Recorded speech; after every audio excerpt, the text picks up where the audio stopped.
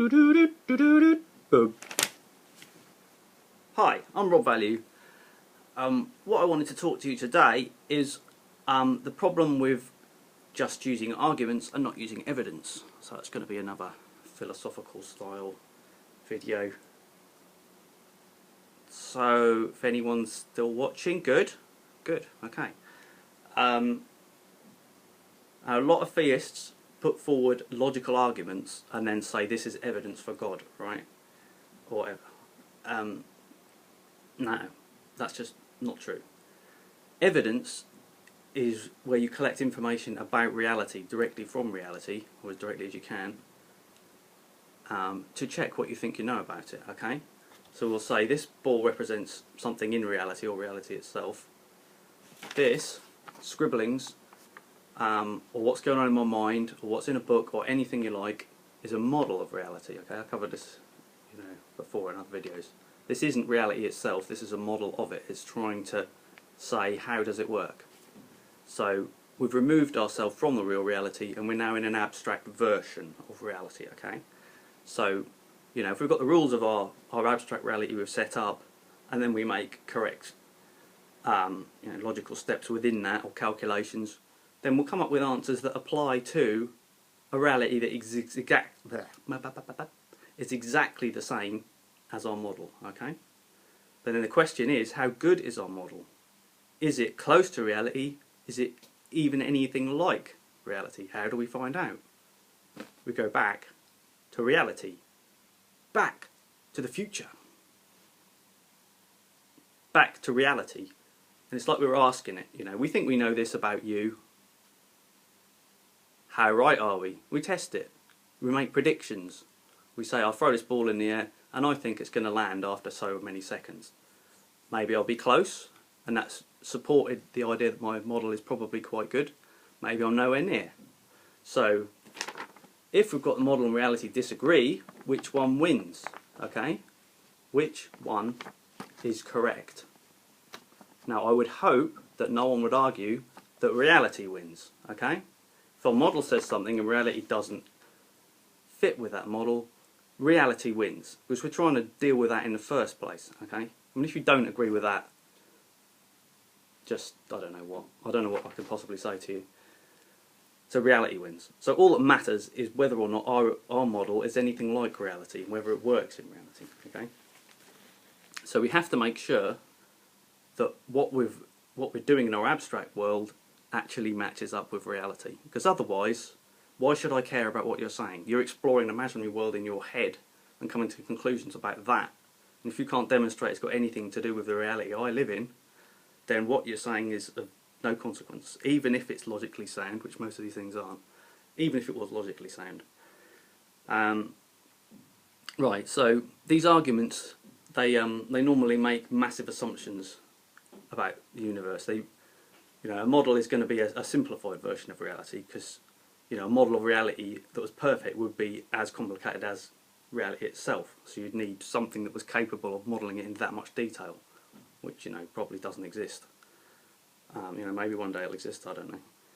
Or maybe we're close. I mean, we can model reality very well, but the more assumptions you make, the more simple you're going to do. I mean, a lot of the time if you're doing a calculation, you'll reduce a ball to a point, and we'll treat it as a single point.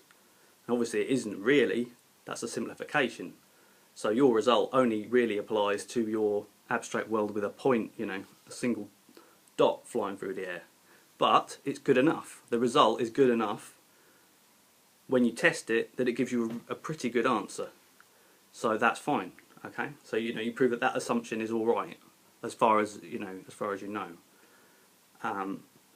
But making massive assumptions like everything needs a cause, or time must have a beginning, and all these other things, you're just saying what seems intuitively right to you. That's all you're saying. Or this is what I've observed so far about in the minuscule tiny bit of the reality that I'm in, that I've been able to observe. Now if you're just going to assume that applies to all reality, that things we can see, the things we can't see, where there's parts of it that we don't know exist, maybe we'll never know exist, and you just think you can apply it all to that because you think it must be that way, okay? So you don't know whether you're right or not.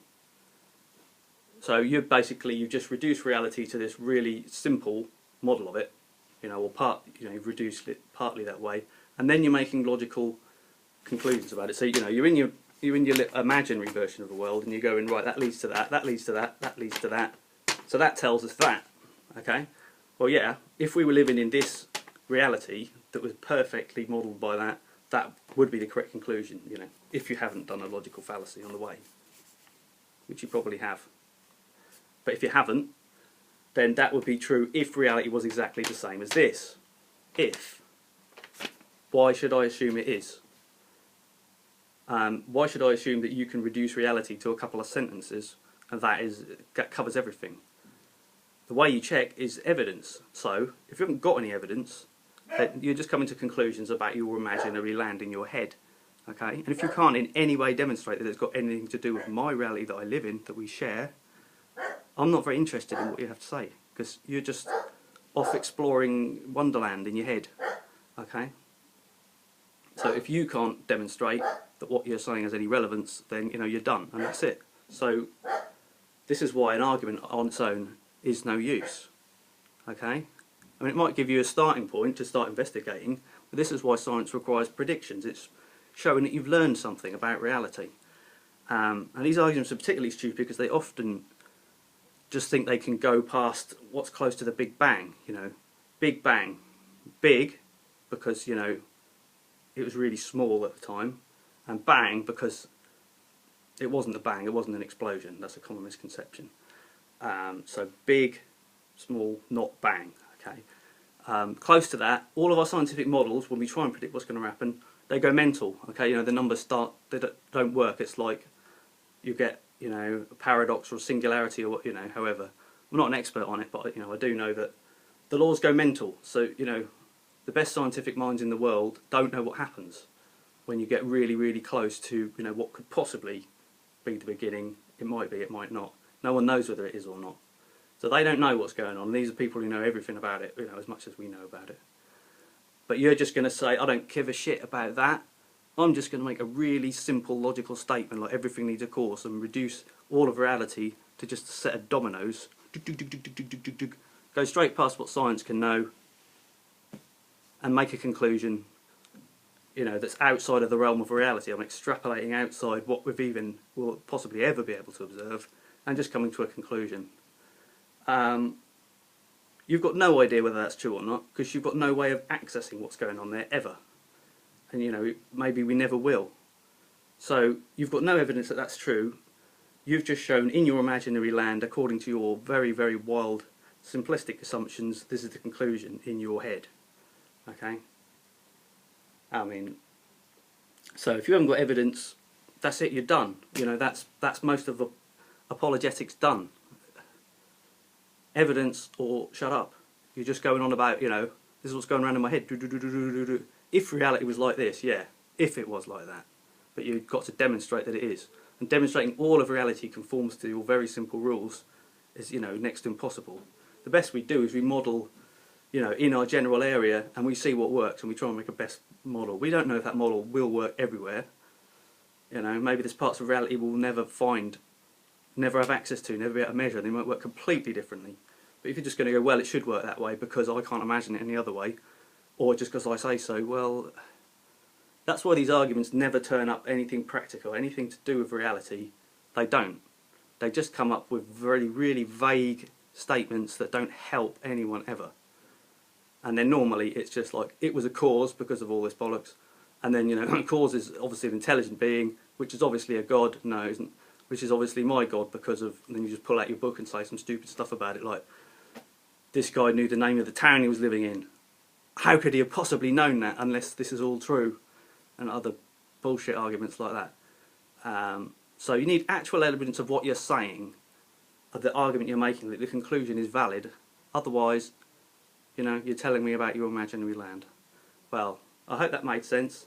I've been Rob Value. Thanks very much for listening. I'll see you next time.